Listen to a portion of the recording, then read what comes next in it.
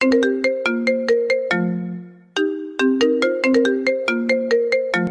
আর করার, আপুর কথা মতো কান ধরে উঠতে বসতে লাগলাম। আপু রুমে গিয়ে জামা চেঞ্জ করে ময়লা জামা আমার সামনে দিয়ে রুমে চলে গেল। কান ধরা শেষ করে আপুর জামাগুলো নিয়ে ওয়াশরুমে চলে গেলাম। জামা পরিষ্কার করে ছাদের উপরে দিয়ে নিজে রুমে আসলাম। ওয়াশরুমে ঢুকে ফ্রেশ হয়ে কলেজে যাওয়ার জন্য রেডি হতে লাগলাম। আমি রাসেল, দুনিয়ায় আপন বলতে কেউ নেই। মা আমাকে জন্ম দেওয়ার 5 মাস পর অসুস্থ হয়ে মারা যায়। এরপর বাবা আমাকে লালন পালন করে। কোনো রকম এসএসসি পাশ করার পর আব্বু রোড দুর্ঘটনায় মারা যায়। আব্বু রিক্সা চালিয়ে আমার পড়ালেখার খরচ চালিয়েছে। বাবা মারা যাওয়ার 1 মাস পর ঢাকায় চলে আসি। রাস্তা দিয়ে হাঁটতে আসি, কোথায় যাব কি করব কিছুই মাথায় আসছে না। এই ঢাকা শহরে আমার কেউ নেই, তাই যাওয়ার মতো স্থান নেই। এসব ভেবে হাঁটতেছি, হঠাৎ একটা গাড়ি এসে আমাকে ধাক্কা মারে। আমি রাস্তার এক পাশে গিয়ে পড়ি। এরপর আর কিছু মনে নেই। যখন চোখ খুলি তখন দেখি আমি একটা হাসপাতালের কেবিনে শুয়ে আছি। আমার পাশে একজন বাবার বয়সী লোক বসে আছে। আমাকে চোখ খুলতে দেখে উনি বলল, যাক, অবশেষে তোমার জ্ঞান ফিরেছে। আজ একদিন পর তোমার জ্ঞান ফিরেছে। আমার কি হয়েছে? আমি হাসপাতালে কেন? ওই দিন রাতে তুমি রাস্তা দিয়ে হাঁটতে হাঁটতে মাঝখানে চলে আসো। আমার ড্রাইভার কন্ট্রোল করতে না পেরে তোমাকে ধাক্কা মারে।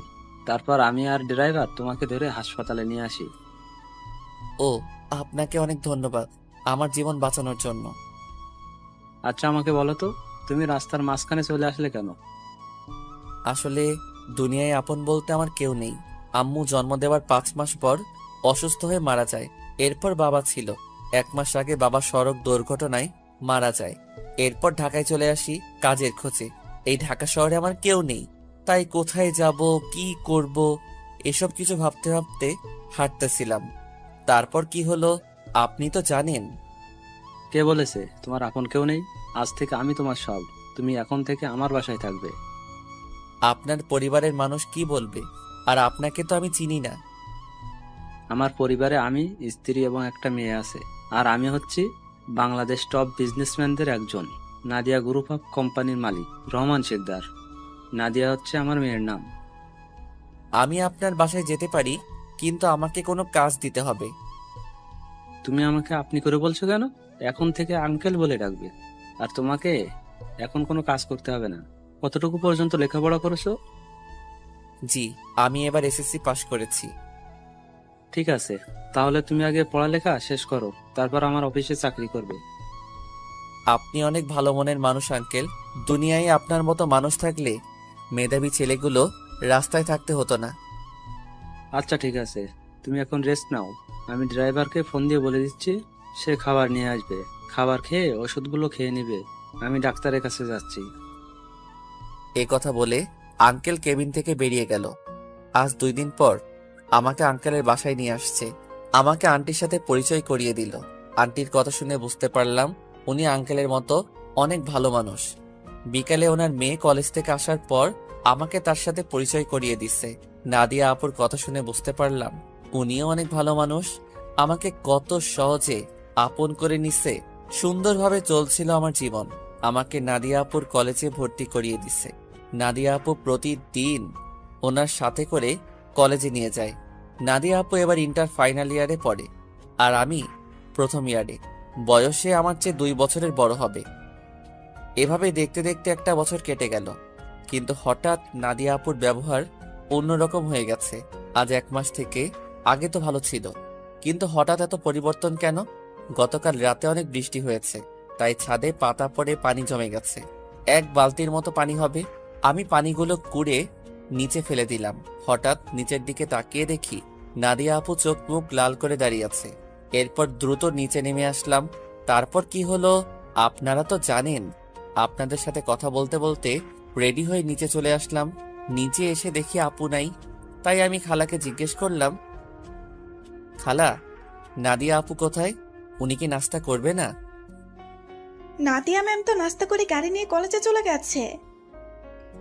ও আচ্ছা, ঠিক আছে, তাহলে তুমি আমাকে নাস্তা দাও। আজকে আমার পাঠক পাঠিকা ভাই বোনদের সাথে কথা বলতে বলতে দেরি হয়ে গেছে। পাঠক পাঠিকা এরা আবার কারা? আরে খালা, যারা আমার গল্প নিয়মিত পড়ে তাদের বলছি। তো এত কিছু বুঝি না, পড়ালেখা করি নাই, তাহলে বুঝবো কেমনে? তুমি বরং নাস্তা করে তাড়াতাড়ি কলেজে যাও। আমি আর কোনো কথা না বলে নাস্তা করে ব্যাগটা নিয়ে বাসার বাহিরে চলে আসলাম। তারপর একটা রিক্সা নিয়ে কলেজে যেতে লাগলাম। এবার আপনারা হয়তো বলবেন, আপনার আঙ্কেল আন্টি কোথায়? আসলে আঙ্কেল আন্টি গ্রামে আঙ্কেলের বাসায় গেছে। আজকে প্রায় 15 দিন হয়েছে। কবে আসবে সেটা এখনো বলে নাই। এই 15 দিন নাদিয়া আপু আমাকে গাড়িতে করে কলেজে নিয়ে যায়নি। 15 দিন আগে শুধু গাড়িতে করে কলেজে নিয়ে যেত, কিন্তু আসার সময় নিয়ে আসতো না। আমি সেটা আঙ্কেল আন্টিকে বলি নাই, তাহলে আপুকে বকাঝকা করবে। আপু আমার সাথে খারাপ ব্যবহার করছে ঠিকই, কিন্তু কখনো গায়ে হাত তোলে নাই। আজকে আমার দোষের কারণে থাপ্পড় মেরেছে। আমার দরকার ছিল নিচে তাকিয়ে পানিগুলো ফেলার, তাহলে আর আপুর গায়ে পড়তো না। কথা বলতে বলতে কলেজে চলে আসলাম। পকেটে হাত দিয়ে দেখি মানি ব্যাগ আনতে ভুলে গেছি। সব পকেটে হাত দিয়ে দেখি 30 টাকার মতো আছে। রিক্সা ভাড়া মিটিয়ে কলেজের গেট দিয়ে ভিতরে ঢুকলাম। তারপর ক্লাসের সামনে চলে গেলাম। দেখি স্যার পড়া শুরু করে দিছে। স্যার, ভিতরে আসতে পারি? আরে রাসেল, তুমি আজকে এত দেরি কেন কলেজ আসতে? আসলে স্যার, বাসায় একটু কাজ ছিল, সেগুলো শেষ করে আসতে দেরি হয়ে গেছে। ঠিক আছে, এখন সিটে গিয়ে বসো। Okay sir. আমি আর কোনো কথা না বলে রাফির পাশে গিয়ে বসলাম। রাফি বলল, কিরে, তোর গাল লাল হয়ে আছে কেন? শালা, স্যার ধরতে পারে নাই। তুই শালা কিভাবে ধরলি? শুন, আমি তোর বেস্ট ফ্রেন্ড, তোর চেহারার দিকে তাকালে আমি সব বুঝতে পারি। এখন বল, লাল হয়ে আছে কেন? নাদিয়া আপু কি তোর গায়ে হাত তুলেছে? তোকে কলেজ ছুটি হওয়ার পর সব খুলে বলবো। রাফি আর কোনো কথা বলল না। আসলে আমরা দুজন বেস্ট ফ্রেন্ড। আমি আমার সবকিছু ওর সাথে শেয়ার করি, আর রাফি তার সবকিছু আমার সাথে শেয়ার করে। রাফির বাবা আঙ্কেলের মতো একজন বিজনেসম্যান। সবগুলো ক্লাস শেষ করে দুই বন্ধু বাহিরে আসলাম। এবার বল, নাদিয়া আপু তোকে কেন মেরেছে?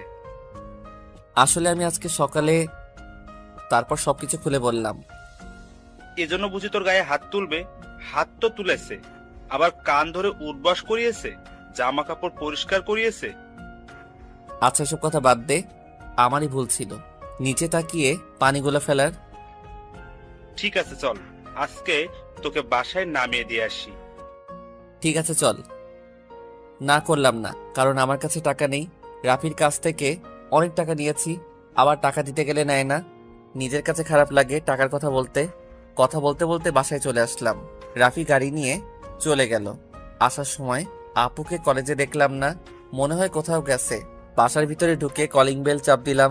খালা এসে দরজা খুলে দিল। আমি খালাকে বললাম, খালা, নাদিয়া আপু কি বাসায় আছে?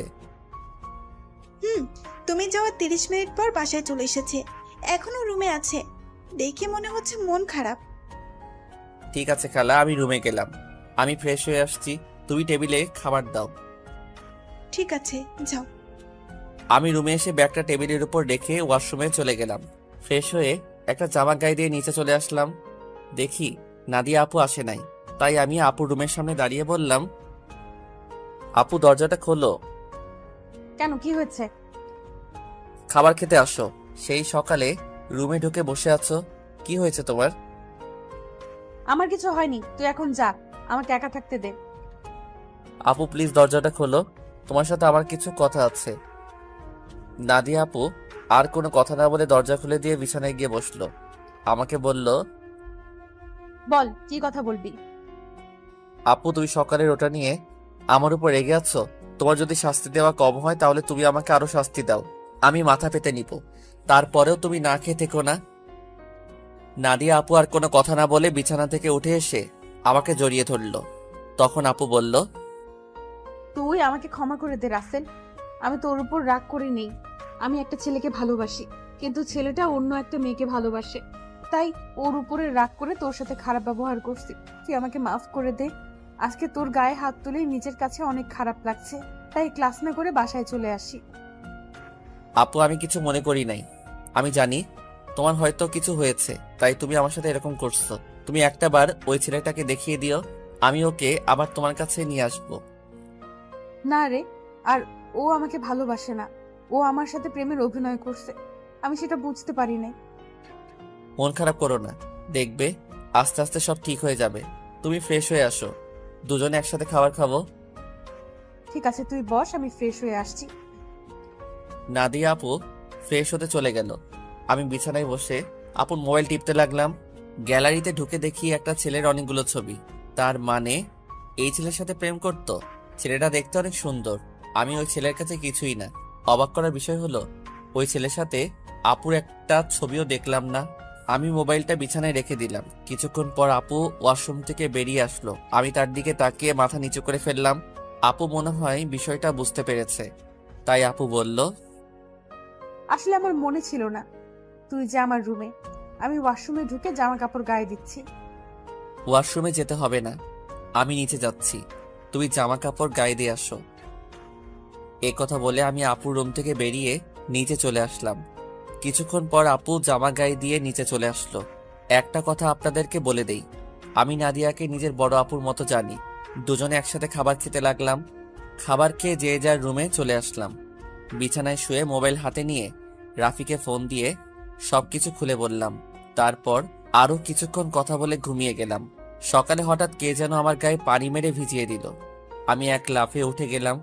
সামনে তাকিয়ে দেখি নাদিয়া আপু হাতে বালতি নিয়ে দাঁড়িয়ে দাঁড়িয়ে হাসতে আসছে। তার মানে এটা আপুর কাজ। তখন আমি আপুকে বললাম, আপু তুমি এটা কি করলে? আমার গায়ে পানি দিলে কেন? তোকে সেই সকাল থেকে ডাকছি, তোর ওঠার খবর নেই, তাই বাধ্য হয়ে তোর গায়ে পানি মারছি। তাই বলে তুমি পানি মারবে? দেখো পুরো শরীর ভিজে গেছে। ভালো হয়েছে, এখন কথা না বলে গোসল করে রেডি হয়ে নিচে আয়। ঠিক আছে, কিন্তু আজকে হঠাৎ আমাকে ডাকতে আসলে কেন? হঠাৎ কোথায়, 1 মাস তোকে ডাকি নাই। এর আগে তো প্রতিদিন সকালে তোকে ডেকে তুলছি।